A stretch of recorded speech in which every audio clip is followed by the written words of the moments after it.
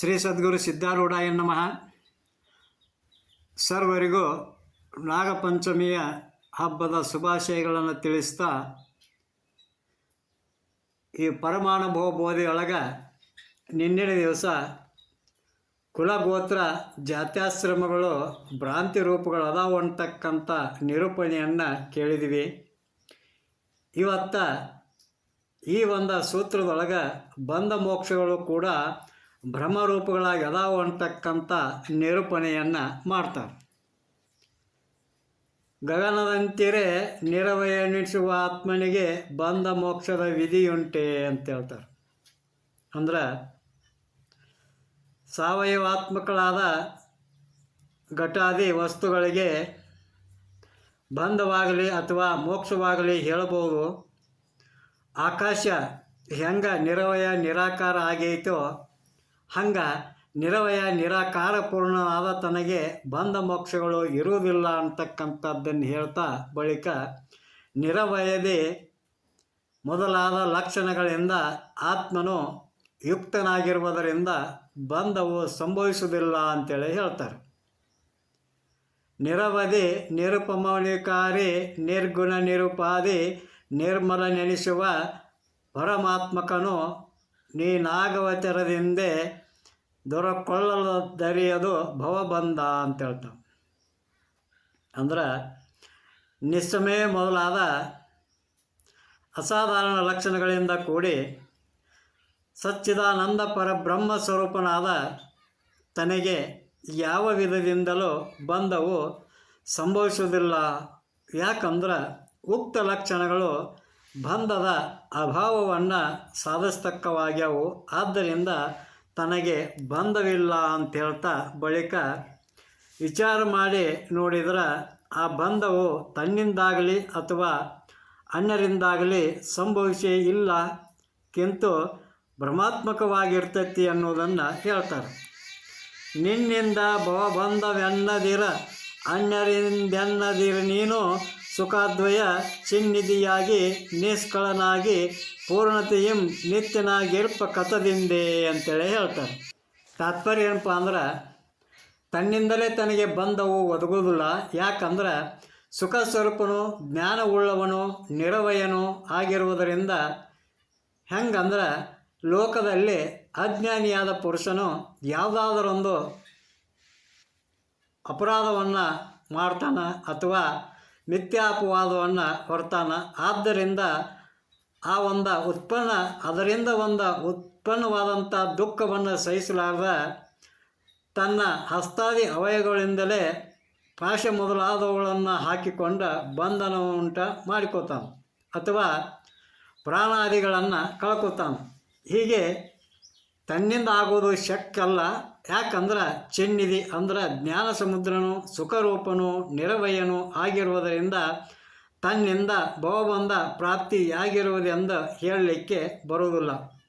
ತನ್ನಿಂದ ಆಗದಿದ್ದರೂ ಎರಡನೆಯವರಿಂದ ಬಂಧವು ತನಗೆ ಪ್ರಾಪ್ತ ಆಗೈತಿ ಅಂತ ಹೇಳಲಿಕ್ಕೂ ಕೂಡ ಬರುವುದಿಲ್ಲ. ಯಾಕಂದ್ರೆ ಅದ್ವಯ ಪೂರ್ಣ ನಿತ್ಯನಾಗಿರುವುದರಿಂದ. ಹೇಗೆಂದರೆ ಯಾವುದಾದರೊಂದು ದುಃಖವು ಬೇರೆಯವರಿಂದ ಬರಬೇಕಾದರೆ ತನ್ನಲ್ಲಿದ್ದ ಭೇದದಿಂದ ಬರಬೇಕು ಅಥವಾ ಸಜಾತಿ ವಿಜಾತಿಗಳಿಂದ ಬರಬೇಕು. ಈ ಸ್ವಗತ ಸಜಾತಿ ವಿಜಾತಿಗಳೆಂಬ ಮೂರು ಭೇದಗಳು ಇಲ್ಲದಿದ್ದರೂ ಮತ್ತು ಎಲ್ಲ ಕಾಲ ದೇಶ ವಸ್ತುಗಳಲ್ಲಿ ತಾನೊಬ್ಬನೇ ಇರುವನು. ತನಗಿಂತಲೂ ಭಿನ್ನವಾಗಿ ಬೇರೆಯಾದವರು ಯಾರೂ ಇಲ್ಲ. ಆದ್ದರಿಂದ ಪರಿಪೂರ್ಣನೆಂಬ ಹೆಸರು ಬಂದಿದೆ. ಅನ್ಯರೇ ಇಲ್ಲದ ಮೇಲೆ ಅನ್ಯರಿಂದ ಬಂಧವು ಹೇಗೆ ಬಂದೀತು? ಆದ್ದರಿಂದ ಯಾವಾಗಲೂ ತಾನು ಇರುವವನಾದ್ದರಿಂದ ನಿತ್ಯನಾಗ್ಯದಾನು. ಇಂಥ ಒಂದು ನಿತ್ಯನಾದ ತನಗೆ ಅನಿತ್ಯವು ಎಂದು ಸಂಭವಿಸಲಾರದು. ಆದ್ದರಿಂದ ಏಕಮೇವ ಅದ್ವೈತ ಸ್ವರೂಪನಾದ ತನ್ನಲ್ಲಿ ಅನ್ಯರಿಲ್ಲ ಅಂದ್ರೆ ದ್ವೈತವಿಲ್ಲ ಅಂದಮೇಲೆ ಬಂಧವು ಹೇಗಾದೀತು? ಸರ್ವತಾ ಆಗುವುದಿಲ್ಲ ಅಂತಕ್ಕಂಥದ್ದನ್ನು ಹೇಳ್ತಾರೆ. ಬಳಿಕ ತನ್ನಿಂದ ಬಂಧವು ಬರಲಾರದೆಂದು ಸಾಮಾನ್ಯವಾಗಿ ಹೇಳಿದ ಅರ್ಥವನ್ನೇ ಈಗ ವಿಶೇಷವಾಗಿ ಹೇಳ್ತಾರೆ. ತನ್ನಿಂದ ಬಂಧವೆಂದೊಳೆ ತನುರಹಿತನ ಭಿನ್ನಾತ್ಮಕನು ತಾನೇ ತನ್ನನ್ನು ತನ್ನಿಂದೇ ಕಟ್ಟಿಕೊಳ್ಳಲು ಶಕ್ಯವಿಲ್ಲವಾಗಿ ತನ್ನಿಂದ ಬಂಧವೆನಲಿಲ್ಲ. ತಾತ್ಪರ್ಯ: ಪರಬ್ರಹ್ಮ ಸ್ವರೂಪನಾದ ತಾನು ತನ್ನಿಂದಲೇ ಬಂಧನವನ್ನುಂಟು ಮಾಡಿಕೊಂಡಿರುವನು ಅಂತೇಳಿ ಹೇಳಲಿಕ್ಕೆ ಬರೋದಿಲ್ಲ. ಯಾಕಂದ್ರೆ ಸಾವಯವಾತ್ಮಕವಾದ ಶರೀರ ಇಲ್ಲ ಮತ್ತು ಆ ಸ್ವರೂಪ ಅನ್ನುವಂಥದ್ದು ಒಂದೇ ಆಗೈತಿ. ಆದ್ದರಿಂದ ತನ್ನ ಮೂಲಕ ಬಂಧವು ಬರಲಾರದು ಅಂತಕ್ಕಂಥದ್ದನ್ನು ಹೇಳ್ತಾ ಬಳಿಕ ಎರಡನೆಯವರಿಂದ ಬಂಧವು ಬಂದಿಲ್ಲವೆಂದು ವಿಶೇಷವಾಗಿ ಹೇಳ್ತಾರೆ. ಅನ್ಯರಿಂದೆಂದೊಡ ನನ್ಯದ್ವಯಾತ್ಮನೊಳಿಲ್ಲನ್ಯರಿಲ್ಲಾಗಿ ಕಟ್ಟುವರೆಲ್ಲ ಧನ್ಯ ಮೈತ್ರೇಯಿ ನೀ ನಿಂತು ವಿಚಾರಿಸಲನ್ಯರಿಂದವೇ ಬಂಧವೆನಲಿಲ್ಲ ಅಂತೇಳಿ ಹೇಳ್ತಾರೆ. ಅಂದ್ರೆ ತನಗಿಂತ ಭಿನ್ನವಾಗಿ ಬೇರೊಬ್ಬರಿಂದ ಬಂಧವು ಬಂದಿರುವುದರಿಂದ ಅಂಥೇಳಿ ಹೇಳಲಿಕ್ಕೆ ಬರೋದಿಲ್ಲ. ಯಾಕಂದ್ರೆ ಶ್ರುತಿ ಪ್ರಮಾಣ ಮೂಲಕ ಬೇರೊಬ್ಬರಿಲ್ಲದ ಒಂದೇ ವಿಧವಾದ ತನ್ನ ನಿಜದಲ್ಲಿ ಬೇರೆಯವರೇ ಇಲ್ಲ ಅಂದಮೇಲೆ ಎರಡನೆಯವರಿಂದ ಬಂಧವಾದರೂ ಹೆಂಗಾದೀತು ಅಂತಕ್ಕಂಥ ಭಾವವನ್ನು ಹೇಳ್ತಾರೆ. ಬಳಿಕ ತನ್ನಿಂದಲೇ ತನಗೆ ಬಂಧವು ಬಂದಿರುವುದೆಂದು ಶಂಕೆಯನ್ನು ಮಾಡಿದರೆ ಜಡ ಮತ್ತು ಆಕಾರವುಳ್ಳ ವಸ್ತುವಿಗೆ ತನ್ನಿಂದ ಬಂಧವು ಬರುತ್ತದೆ. ತಾನು ಅಜಡ ಮತ್ತು ನಿರಾಕಾರನಾಗಿರುವುದರಿಂದ ಬಂಧ ಇಲ್ಲ ಅಂತೇಳಿ ಹೇಳ್ತಾರೆ.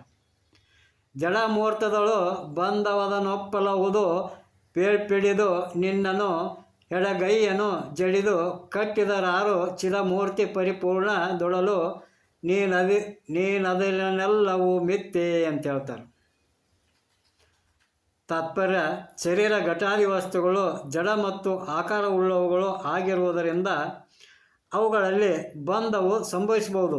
ತಾನು ಅಜಡ ಮತ್ತು ನಿರಾಕಾರ ಪೂರ್ಣವಾದ ಸ್ವರೂಪವುಳ್ಳವನು ಆಗಿರುವುದರಿಂದ ತನ್ನಲ್ಲಿ ಬಂಧವು ಸಂಭವಿಸುವುದಿಲ್ಲ. ಹೀಗಿದ್ದರೂ ಕೂಡ ತನಗೆ ಬಂಧವು ಬಂದಿರುವುದೆಂಬುದು ಭ್ರಾಂತಿ ರೂಪವಾಗಿರ್ತೈತಿ ಅಂತ ಹೇಳ್ತಾ ಬಳಿಕ ಬೇರೊಬ್ಬರಿಂದ ನನಗೆ ಬಂಧವು ಬಂದಿರುವುದೆಂದು ಹೇಳಿದರೆ ನೀನು ಅದ್ವಯ ನಿರಾಕಾರವಾಗಿರುವುದರಿಂದ ಅನ್ಯರಿಂದಲೂ ಬಂಧವಿಲ್ಲೆಂದು ಹೇಳ್ತಾರೆ. ಆರು ನಿನ್ನಯ ಕಾಲ್ಗೆ ಕಾರಣ ಮುಳಿದವಿ ಚಾರದಿಂದವೇ ಸಂಕಲೆ ನಿಕ್ಕಿ ಭೂರಿ ದುಃಖವು ನೆನೆಸುವರಿದು ತಿಳಿ ಮಿಥ್ಯೆಯಾರೈ ನೀನದ್ವಯನಹುದಾಗಿ ಅಂತ. ಅಂದ್ರೆ ಅಖಂಡೈಕರಸವಾದ ನಿನ್ನನ್ನು ಕುರಿತು ಯಾರು ಬಂಧವನ್ನು ಮಾಡಿದರು ಹೇಳು? ಯಾರೂ ಮಾಡಿಲ್ಲ. ಯಾಕಂದ್ರೆ ಬಂಧಕ್ಕೆ ಕಾರಣವಾದದ್ದು ಏನಾದರೂ ಒಂದು ಅಪವಾದ ಬೇಕು. ಅದು ಯಾವುದೂ ನಿನ್ನಲ್ಲಿ ಇಲ್ಲ ಮತ್ತು ನಿನಗೆ ಕರಚರಣಾದಿ ಅವಯವಗಳೇ ಇಲ್ಲ ಅಂದಮೇಲೆ ಬೇಡಿಗಳನ್ನಾದರೂ ಯಾರು ಹೆಂಗೆ ಹಾಕ್ತಾರೋ ಇದನ್ನೆಲ್ಲ ಪೂರ್ವಾಪರ ವಿಚಾರ ಮಾಡಿ ನೋಡಿದರೆ ಸರ್ವವು ಮಿಥ್ಯೆಯಾಗಿರುವುದೆಂದು ತಿಳಿ. ಈ ಒಂದು ಅರ್ಥವು ತ್ರೋಟಕ ಗ್ರಂಥದಲ್ಲಿ ಸಹ ಹೇಳಿವೆ. ಅದರ ಒಂದು ಸೂತ್ರವನ್ನು ಇಲ್ಲಿ ಹೇಳ್ತಾರೆ. ನಮಮಗ್ರಹ ನೋ ಜಸ್ನ ನಮಸ್ತಿ ಕ್ರಿಯಾ ನ ಪರೇಣ ದೃಶೇ ರೀತಿ ನಿಶ್ಚಿನೋಭೋ ನಹಿ ಕಶ್ಯ ಚಿದಾತ್ಮನಿ ಕರ್ಮಭೇವನ್ನ ಚಕಸ್ಥಿತಿ ಹಾಸ್ತಿ ಮಧನ್ಯ ಇತಿ. ವಿಚಾರ ಮಾಡಿದರೆ ನನ್ನಲ್ಲಿ ಬಂಧವಿಲ್ಲ ಅಂದಮೇಲೆ ಮೋಕ್ಷವೇ ಇಲ್ಲ. ಹೀಗಾದ್ರೆ ಸಂಬಂಧವುಳ್ಳವನು ಮೋಕ್ಷವನ್ನು ಪಡಿಬೇಕೆಂಬ ಅಂತಕ್ಕಂಥ ಇಚ್ಛೆಯು ಯಾಕೆ ತೋರ್ತತಿ ಅಂತ ಕೇಳಿದರೆ ಭ್ರಾಂತಿ ಮೂಲಕ ಬಂಧ ಮೋಕ್ಷಗಳೆರಡು ತೋರ್ತವು ಅಂತೇಳಿ ಹೇಳ್ತಾರೆ. ಪುಸಿಯಾಗಿ ಭವಬಂಧವದು ಮೋಕ್ಷವೆಂಬುದು ಪುಷ ನಿನಗಿದು ನಿನ್ನ ಭ್ರಮೆಯಿಂದೆ ಪಸರಸವಿಟ್ಟೆಸೆವುದು ನಿಜದಂತೆ ನಾಡೆ ಭಾವಿಸಲಿದೆಲ್ಲವೂ ಮಿಥ್ಯೆ ಎನಿಪುದು ಅಂತೇಳಿ ಹೇಳ್ತಾರೆ. ತಾತ್ಪರ್ಯ ಏನಪ್ಪ ಅಂದ್ರೆ ಬಂಧವೇ ಸುಳ್ಳಾದ ಮೇಲೆ ಮೋಕ್ಷವಾದರೂ ಹೆಂಗೆ ಸತ್ಯ ಆದೀತು ಅಂತೇಳಿ ಹೇಳಿ ಹೆಂಗೆ ಬಂಧ ಮತ್ತು ಮೋಕ್ಷ ಇವೆರಡು ಇಳಿದಿದ್ರು ಭ್ರಮೆ ಮೂಲಕ ಸತ್ಯ ಅನ್ನುವಾಗೆ ತೋರ್ತಾವು. ಆದ್ರೆ ವಿಚಾರ ಮಾಡಿದರೆ ಬಂಧ ಮೋಕ್ಷ ಎರಡು ಮಿಥ್ಯೆಯಾಗಿ ಅದಾವು ಅಂತಕ್ಕಂಥ ಭಾವವನ್ನು ಹೇಳ್ತಾ ಬಳಿಕ ಬಂಧ ಮೋಕ್ಷಗಳೆರಡು ಸುಳ್ಳೆಂಬುದು ಸಿದ್ಧವಾದರೆ ಕೆಲವು ಶಾಸ್ತ್ರಗಳು ನಿನಗೆ ಬಂಧವು ಬರ್ತದೆ ಅಂತೇಳಿ ಹೇಳಿದ್ರೆ ಕೆಲವು ಶಾಸ್ತ್ರಗಳು ನೀನು ಮುಕ್ತಿಯನ್ನು ಪಡೆಯಬೇಕೆಂದು ಹೇಳ್ತಾವೆ. ಹೀಗೆ ಬಂಧ ಮೋಕ್ಷಗಳು ಶಾಸ್ತ್ರಗಳೇ ಪ್ರತಿಪಾದ್ಯ ಮಾಡಿರುವುದರಿಂದ ಅವು ಸುಳ್ಳು ಹೆಂಗಾಕ್ಕವು ಎಂದೂ ಸುಳ್ಳಾಗುವುದಿಲ್ಲ ಅಂಥೇಳಿ ಶಂಕೆಯನ್ನು ಮಾಡಿದರೆ ಎರಡು ಪೂರ್ವೋತ್ತರ ಭ್ರಮಗಳಾದ್ದರಿಂದ ಮಿಥ್ಯೆಗಳೇ ಆಗಿ ಅದಾವು ಅಂಥೇಳಿ ತನ್ನಲ್ಲಿ ಯಾವುದೂ ಸತ್ಯವಿಲ್ಲ ಅಂಥೇಳಿ ಹೇಳ್ತಾರೆ.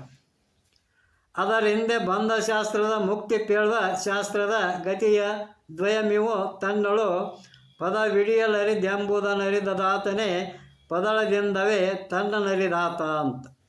ಅಂದ್ರೆ ಬಂಧವನ್ನು ಪ್ರತಿಪಾದನೆ ಮಾಡುವಂಥ ಶಾಸ್ತ್ರವು ಸತ್ಯವಾಗಿ ಬಂಧವಿದೆ ಅಂತ ಹೇಳುವುದಿಲ್ಲ, ಕಿಂತು ಜೀವರುಗಳಿಗೆ ಭ್ರಮಸಿದ್ಧವಾದ ಬಂಧವನ್ನು ಅನುವಾದ ಮಾಡ್ತತಿ. ಆ ನಂತರ ಮೋಕ್ಷ ಹೇಳುವ ಶಾಸ್ತ್ರವಾದರೂ ಪೂರ್ವ ಬಂಧ ಭ್ರಮವನ್ನು ಹೋಗಲಾಡಿಸುವುದಕ್ಕಾಗಿ ಉತ್ತರ ಭ್ರಮರೂಪ ಮೋಕ್ಷವನ್ನು ಹೇಳ್ತತಿ. ಆದ್ದರಿಂದ ಬಂಧ ಮೋಕ್ಷ ಪ್ರತಿಪಾದಿಸುವ ಶಾಸ್ತ್ರಗಳ ಗತಿಯಾದರೂ ತನ್ನಲ್ಲಿ ಇಲ್ಲ. ಹೆಂಗಪ್ಪ ಅಂದ್ರೆ ಮೊದಲು ಕಾಲಿಗೆ ನಟ್ಟಂಥ ಮುಳ್ಳನ್ನು ಕೀಳುವುದಕ್ಕಾಗಿ ಮತ್ತೊಂದು ಮುಳ್ಳನ್ನು ತೆಗೆದುಕೊಂಡ ಆ ಮುಳ್ಳನ್ನು ಕಿತ್ತ ಬಳಿಕ ಆ ಎರಡೂ ಮುಳ್ಳನ್ನು ಹೆಂಗೆ ಒಗಿತೇವೋ ಅದರಂತೆ ಬಂಧ ಮೋಕ್ಷಗಳೆರಡೂ ತನ್ನಲ್ಲಿ ಮಿಥ್ಯೆಯಾಗಿದಾವು. ಇವುಗಳ ವಾರ್ತೆಯೇ ನಿನ್ನಲ್ಲಿ ಇಲ್ಲವೆಂದು ಯಾರು ತಿಳ್ಕೋತಾರೋ ಅಂಥವರೇ ತನ್ನನ್ನು ತಾನು ತಿಳಿದವರಾಗಿರ್ತಾರೋ ಅಂತ ಹೇಳ್ತಾ ಬಳಿಕ ಬಂಧ ಮೋಕ್ಷಗಳು ಆ ಬಂಧ ಮೋಕ್ಷಗಳನ್ನು ಪ್ರತಿಪಾದಿಸುವ ಶಾಸ್ತ್ರಗಳು ಸುಳ್ಳೆಂದು ಹೇಳಿದ ಮೇಲೆ ಅವುಗಳ ಸಂಬಂಧವಾದ ವ್ಯವಹಾರವು ತನ್ನಲ್ಲಿ ತೋರಬಾರ್ದಾಗಿತ್ತು. ನಾನು ಬದ್ಧ, ನಾನು ಮುಕ್ತನೆಂದು ವ್ಯವಹಾರವು ತೋರ್ತತಿ ಅಂದಮೇಲೆ ಅವು ಹೆಂಗೆ ಸುಳ್ಳಕ್ಕವು ಅಂತಕ್ಕಂಥ ಶಂಕೆಯನ್ನು ಮಾಡಿದರೆ ಸುಳ್ಳಾದರೂ ಸ್ವಪ್ನದಂತೆ ಸರ್ವವು ವ್ಯವಹಾರವು ಸಂಭವಿಸ್ತತಿ ಅಂತೇಳಿ ಹೇಳ್ತಾರೆ. ಹೆಂಗಪ್ಪ ಅಂತಂದ್ರೆ ಪುಷಿ ಕನಸಿನ ಬಂಧವದು ಪುಷಿ ಮೋಕ್ಷವ ಪುಷಿಯಾದ ಕಲ್ಪಿತ ಜೀವಂಗೆ ಪೆಸರಿಲಿ ಲಾಭವ ತೆರನಾಡುದನೇನು ಪುಷಿ ನಿಜಾತ್ಮನೇ ನಿತ್ಯ ಮುಕ್ತನು ಅಂತ. ಅಂದ್ರೆ ಒಬ್ಬ ನಿದ್ರೆಯೊಳಗಿದ್ದಂಥ ಮನುಷ್ಯನಿಗೆ ಸ್ವಪ್ನ ಬೀಳ್ತತಿ. ಅದರಲ್ಲಿ ಆ ಒಬ್ಬ ಮನುಷ್ಯ ರಾಜನಾಗಿ ರಾಜ್ಯವನ್ನು ಆಳ್ತಿರ್ತಾನೆ. ಆ ವೇಳೆಯೊಳಗೆ ಬೇರೆ ರಾಜ್ಯದಿಂದ ಬಂದಂಥ ರಾಜರು ಇವನ ಮೇಲೆ ಯುದ್ಧ ಮಾಡಿ ಸೋಲಿಸಿ ಅವನನ್ನು ಬಂಧಿಸ್ತಾರೆ. ಬಳಿಕ ಸ್ವಲ್ಪ ಹೊತ್ತಿನ ಮೇಲೆ ಆ ಬೇರೆ ಅವನ ಸೈನಿಕರು ಬಂದ ಎಲ್ಲ ವೈರಿಗಳನ್ನು ಸೋಲಿಸಿ ತಮ್ಮ ರಾಜನನ್ನು ಆ ಸೆರೆವಾಸದಿಂದ ಬಿಡುಗಡೆ ಮಾಡ್ತಾರೆ. ಆಗ ಆ ರಾಜನು ಬಂಧನದಿಂದ ಮೋಕ್ಷವನ್ನು ಹೊಂದಿ ಸುಖ ಆಜ್ಞೆ ಅಂತೇಳಿ ತಿಳ್ಕೊತಾನೆ. ಅಷ್ಟರೊಳಗೆ ಏನಾಕತಿ ಅವಾಗಂದ್ರೆ ಎಚ್ಚರ ಆಗಿಬಿಡ್ತೈತಿ. ಆಗ ಅವನಲ್ಲಿದ್ದಂಥ ಒಂದು ರಾಜನಾದದ್ದು ಹಾಗೂ ಬಂಧ ಮೋಕ್ಷಗಳೆರಡೂ ಆಗಿರುವುದು ಸುಳ್ಳು ಅನ್ನುವಂಥದ್ದು ಅವನಿಗೆ ಗೊತ್ತಾಗಿ ಏನಾಕತಿ ಅಂದ್ರೆ ಎಚ್ಚರ ಆದ ಮೇಲೆ ತಾನೊಬ್ಬ ಸಾಮಾನ್ಯ ಮನುಷ್ಯನಾಗಿ ಅದೇನಿ ಅಂತೇಳಿ ಆ ನಿಜವಾಗಿ ತೋರಿದಂತೆ ಅಜ್ಞಾನವಶಾತ್ ಈ ಸಂಸಾರ ರೂಪ ಸ್ವಪ್ನದಲ್ಲಿ ಬಂಧ ಮೋಕ್ಷ ಇವೆರಡೂ ಮಿಥ್ಯೆಯಾದ ಕಲ್ಪಿತ ಜೀವನಲ್ಲಿ ಸತ್ಯದಂತೆ ತೋರ್ತಾವು. ನಿಜಾತ್ಮನಾದ ತನ್ನಲ್ಲಿ ಇವು ಇಲ್ಲ.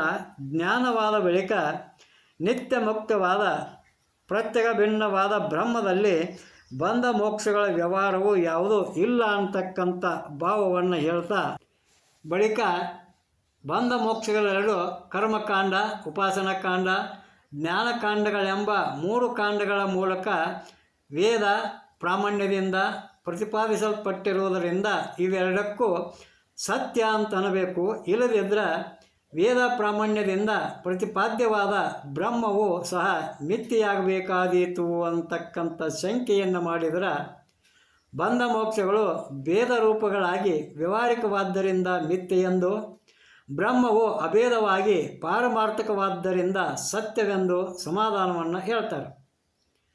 ವೇದವಿ 3 ಕಾಂಡದೊಳಾವತೆಳದಿಂದೆ ಬೋಧಿಸಲೇನು ವಿಚಾರಿಸಿ ಭೇದರೂಪಿನ ಬಂಧ ಮೋಕ್ಷವೆಂಬುವು ಪುಷಿವಾದವೇನ ದ್ವೈತ ಪದದಲ್ಲಿ ಅಂತ. ಅಂದ್ರೆ ವೇದ ಪ್ರಾಮಾಣ್ಯದಿಂದ ಬಂಧ ಮೋಕ್ಷಗಳೆಂದು ಪ್ರತಿಪಾದಿಸಲ್ಪಟ್ಟಾಗ್ಯಾದರೂ ಕೂಡ ಅವುಗಳು ಮಿಥ್ಯೆ ಆಗಿದಾವು. ಯಾಕಂದ್ರೆ ಅವು ಭೇದ ರೂಪಗಳು ಆಗ್ಯಾವು. ಅದ್ವೈತ ಸ್ವರೂಪವು ಬ್ರಹ್ಮವು ಅಖಂಡೈಕರಸವಾದ್ದರಿಂದ ಸತ್ಯವಾಗಿದೆ. ಮಾತ್ರವಾದ ದ್ವೈತವು ಮಿಥ್ಯೆ ಎಂದು, ಅದ್ವೈತವು ಸತ್ಯವಾಗಿರುವುದೆಂದು ಶ್ರುತಿಯೇ ಹೇಳ್ತದೆ. ಇಂಥ ಒಂದು ಅಭೇದ ಅದ್ವೈತವಾದ ಪಾರಮಾರ್ಥಿಕ ತನ್ನ ನಿಜದಲ್ಲಿ ವ್ಯಾವಹಾರಿಕ ಪ್ರತಿಭಾಷಿಕ ಭೇದವು ತಿಳ ಮಾತ್ರವಾದರೂ ಇಲ್ಲ ಎಂಬುದು ಅನುಭವ ಸಿದ್ಧ ಆಗೈತಿ. ಆದ್ದರಿಂದ ಇದರಲ್ಲಿ ವಾದಕ್ಕೆ ಇಂಬಿಲ್ಲ ಅಂತಕ್ಕಂಥ ಭಾವವನ್ನು ಹೇಳ್ತಾರೋ ಅನ್ನುವಲ್ಲಿಗೆ ಮಂಗಲಂ. ಜೈ ಮಂಗಲಂ. ಜೈ ನಮಃ ಪಾರ್ವತಿ ಪತಿ ಶಿವ ಹರ ಹರ ಮಹಾದೇವ.